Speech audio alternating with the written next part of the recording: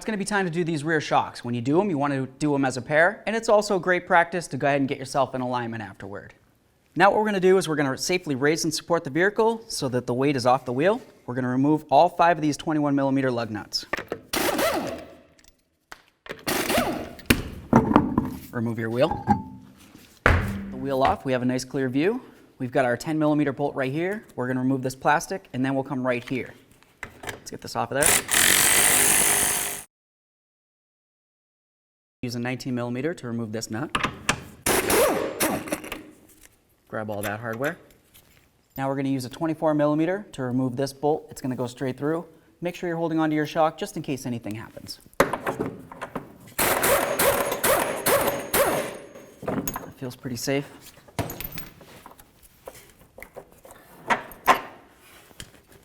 Just going to try to pry it away.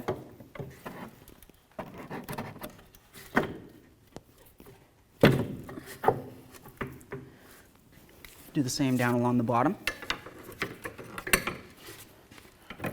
Now I'm just going to go ahead and give this a couple light bonks. I'm going to hold on to the shock so it can't go anywhere. Let's try a Pickle Fork.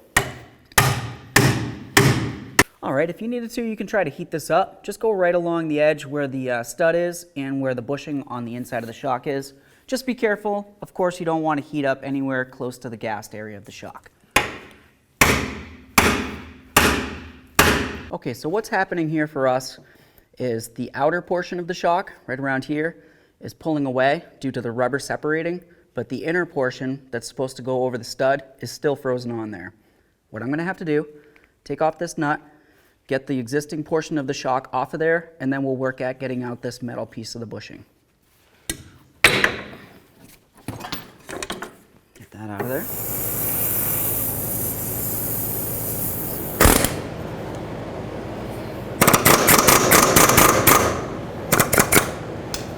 The next thing you need to do with your shock is to make sure you gas it up. To do that, hold it stably between your feet, press it down all the way to the bottom, let it rise. Once it's done that, continue doing this 3 to 5 times. What we need to pay attention to is the top of the shock, and what I mean by that is this side you have a nice bushing area, and this side you have a concave area. You want the concave area facing in towards the body of the vehicle.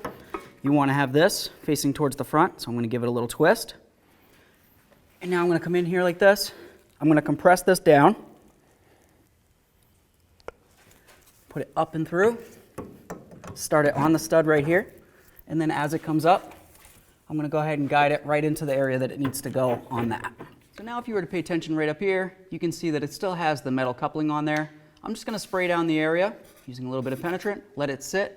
And then I'm going to give this a couple loving bonks and see if I can get it off of there. So now all you would do is just compress back down the shock, line it up with that area right there, slide it over. Now we're going to put our bolt through here and that'll pull it right in. Let's grab our nice big bolt here. Start it in by hand, make sure it's not cross-threaded. Let's go ahead and tighten it up. Okay, that's bottomed out. Get the lower together. We're going to use our nice flat washer, then the locking washer, and then of course our nut.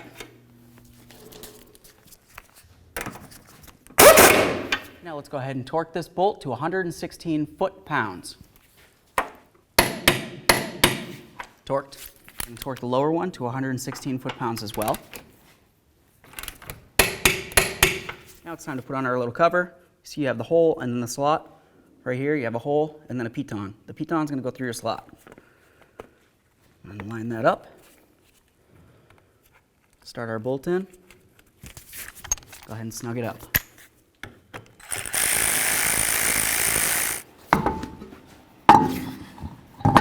On there. Start on a couple of my lug nuts. Then we're going to bottom them all out and then we'll torque them to 80 foot-pounds.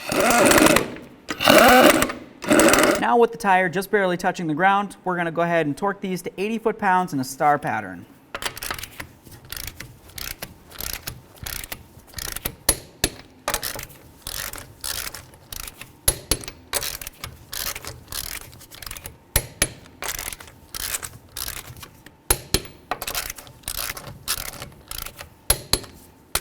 torqued.